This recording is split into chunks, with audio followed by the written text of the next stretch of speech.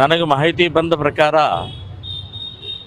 ಪಾಕಿಸ್ತಾನ ಮತ್ತು ಭಾರತದ ಜಂಟಿ ಅವರೊಂದು ಘೋಷಣೆ ಮಾಡಿದ್ದಾರೆ.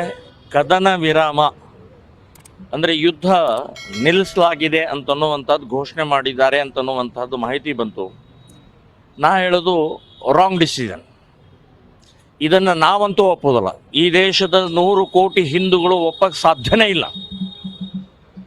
ನೀವು 78 ವರ್ಷ ರಕ್ತ ಹರಿದು ಬರೀ 26 ಜನರದ್ದು ಅಷ್ಟೇ ನೀವು ತಗೊಳ್ಬೇಡಿ. ಇಲ್ಲಿವರೆಗೆ ಮಾಡಿದಂಥ ಕ್ರೌರ್ಯ, ರಕ್ತ ಹರಿಸಿದ್ದಕ್ಕೆ ಸಂಪೂರ್ಣವಾಗಿ ನಿರ್ಣಯ ಮಾಡುವವರೆಗೆ ಯುದ್ಧ ನಿಲ್ಲಿಸುವಂಥ ಪ್ರಕ್ರಿಯೆ ಮಾಡಬಾರ್ದಾಗಿತ್ತು ಅಂತನ್ನುವಂಥದ್ದು ಹೇಳ್ತೇನೆ. ನಾವು ಇದನ್ನು ಒಪ್ಪಲ್ಲ, ಯಾವ ಹಿಂದೂನೂ ಒಪ್ಪಲ್ಲ ಇದನ್ನು.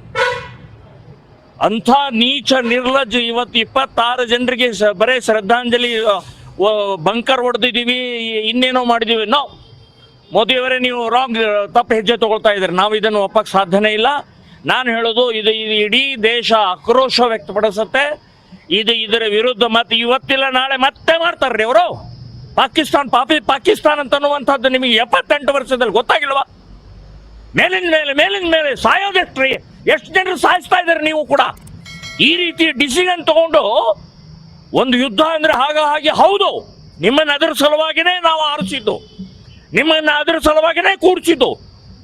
ಒಬ್ಬ ಹಿಂದೂ ಸಾಯಬಾರದು ಅಂತನ್ನುವಂಥದ್ದೇ ನಾವು ಕೂಡಿಸಿದ್ದು. ಇವತ್ತು ಕದನ ವಿರಾಮ ಮಾಡುವಂಥದ್ದು ನಾವಂತೂ ಒಪ್ಪಲ್ಲ. ಇದರ ವಿರುದ್ಧ ಆಕ್ರೋಶ, ಸಿಟ್ಟು, ಹೋರಾಟವನ್ನು ಮಾಡೋದಂತನ್ನುವಂಥದ್ದು ನಿಶ್ಚಿತ.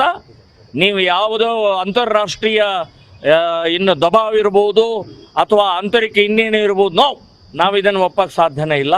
ನಾನು ಹೇಳೋದು ಇದಕ್ಕೆ ನಿಲ್ಲಿಸಬಾರ್ದು.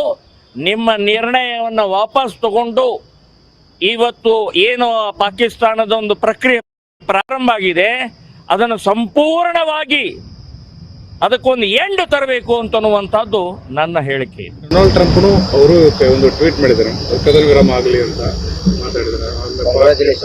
ಪಾಕಿಸ್ತಾನ ಇದಾಗಿದೆ, ಇವರು ಒಪ್ಪಿಕೊಂಡಿದ್ದಾರೆ. ನಾನು ಹೇಳೋದು ಅಮೇರಿಕಾದ ಅಧ್ಯಕ್ಷ ಟ್ರಂಪ್ ಅವರು ನೀವ್ಯಾರ್ರೀ? ನಮ್ಮ ದೇಶದ ಸುರಕ್ಷತೆ, ನಮ್ಮ ದೇಶದ ಜನ ಸಾಯ್ತಾ ಇದ್ದೀವಿ, ನಮ್ಮ ದೇಶದಲ್ಲಿ ರಕ್ತ ಹರಿಸ್ತಾ ಇದ್ದಾರೆ.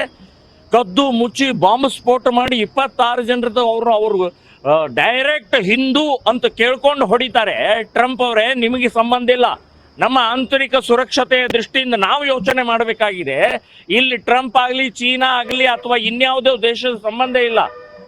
ನಾವು ಖುಷಿಯಾಗಿತ್ತು ಇಡೀ ದೇಶಕ್ಕೆ ಮೋದಿಯವರ ನೇತೃತ್ವದಲ್ಲಿ ಪೂರ್ಣ ವಿರಾಮ, ಪಾಕಿಸ್ತಾನಿಯನ್ನು 100 ವರ್ಷ ಯಾವುದೇ ರೀತಿ ಉಸಿರೆತ್ತುವುದಿಲ್ಲ ಅಂತನ್ನುವಂಥ ಹಾಗೆ ಆ ಪ್ರಕ್ರಿಯೆ ಮಾಡ್ತಾರೆ ಅಂತ ವಿಶ್ವಾಸ ಇತ್ತು ನಮಗೆ.